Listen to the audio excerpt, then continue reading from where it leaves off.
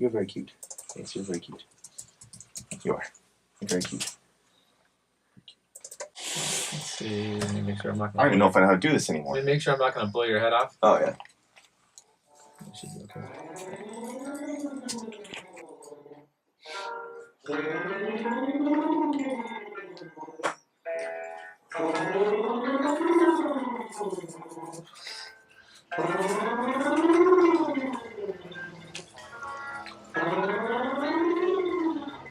Even before kind of like the prep work of doing the record, going into this record knowing that we were able to have the screaming element, we were able to do it, and then also him playing drums, where he's so good he could play anything we want. Like there was no limitations on what we could do with our music. Like we could do something really heavy because we could have a scream that would make sense on it.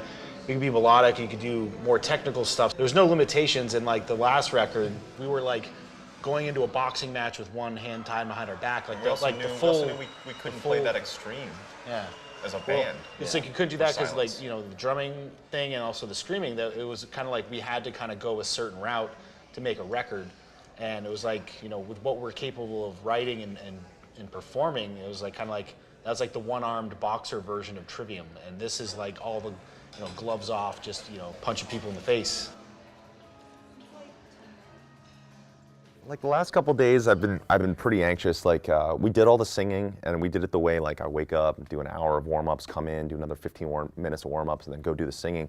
Pulling like 3 to 5, 6 hour singing days and nailing everything, be able to do that every day in a row. But the last day after we had everything tracked, Josh wanted me to go over everything once again and sing without proper technique and add as much gruff and grit from the throat as possible, which is something you should never do live because it kills it right away. But as soon as I put these things on, he's like standing up off his desk, like screaming, fuck yeah, because like he can feel the energy and the emotion. So we have the base layer of all these massive stacked vocal tracks of everything that I did. I just put a new lead guy on top, and that final take, the once through, ended up being the lead for most of them. His thoughts. Sure. Only because I feel like the harmony will sound better with it if it's moving there. Let's punch the lead real quick. Yep. What the fuck is going on in there? Fucking Guitar Center. Just let her rip.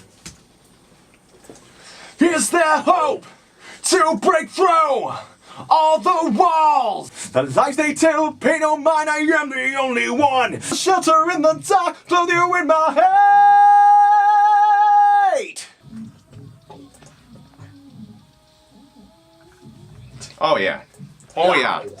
The last couple of years I've been learning this safer screaming technique, which sounds the exact same live for all intents and purposes, but like when it's isolated with a record, it just doesn't sound the same. But I said whatever it takes for this album, so whatever it takes. It's just nerve-wracking because that show, when I blew my voice out and had to cancel the rest of the tour and lose money for the crew and the band, it was nerve-wracking. But luckily there's nothing. I mean, I can recover for the next, like, I don't know, it might be fine. It might only take like a week to recover. But if it takes longer, it takes longer. This is definitely going to hurt my voice, like 100%. It's definitely going to hurt it. But it won't be permanent. It's just going to hurt it. And I'm going to do it. I said I would, originally when we first met Josh, I said I'd never do it. He's like, are you going to do the old scream? I said, I'll never do it. Never do it again.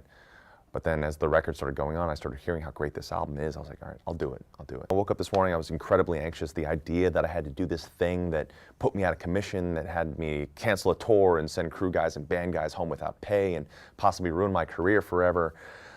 So I came in, did the little bit of warm-ups, and then when we jumped up on the mic to do it, I started with Betrayer.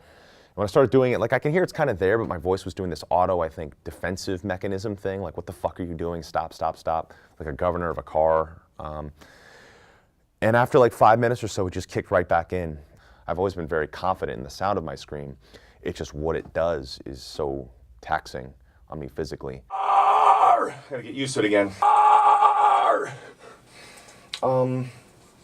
Just keep it going, I'll keep warming up. It's like scream vibrato. Yeah, it's weird. I don't mean to do that, it's just automatically happening. Betrayer! It'll get better, it still doesn't feel normal yet. Double. Yeah. In the beginning, it's like when you're a new band, and again, this comes back to us being musicians first. You really love a riff, you're gonna fight for that riff in the song, And once we all get it down, once we can run it through and actually manage to play it fairly good, all right, let's start doing vocals right away. And that's something that was not a normal thing for us. Definitely on old records, we had gotten into vocals, but it usually was like we'd be playing a song for so long before we had any vocals. You're just so comfortable with how it feels, you just don't want to change it. You're resistant. When it was this early in the process, you're not as set in stone with like, this is how it has to be. Perfect example, Sin in the Sentence. We get in there, I have this song, I kind of have some of the way the chorus is, some lyrics that I liked, but the problem when we started playing was the verse riff was really weird.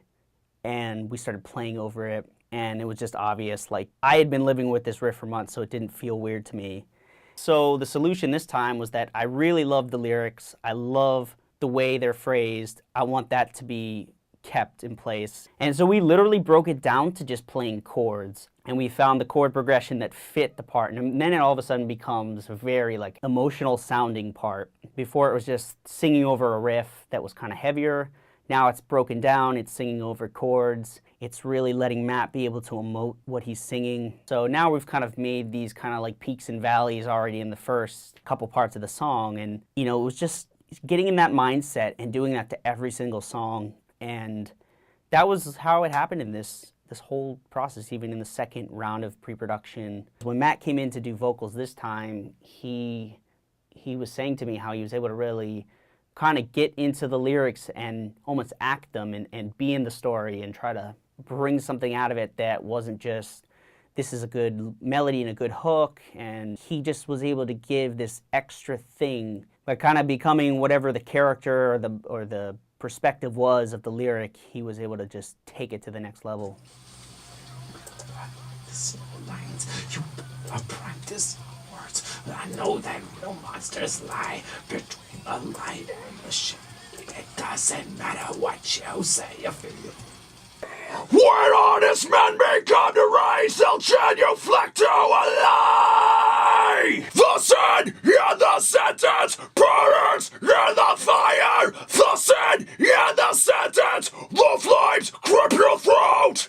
The sin in the sentence burns in the fire. The sin in the sentence, the flames grip your throat. 'Cause you don't understand.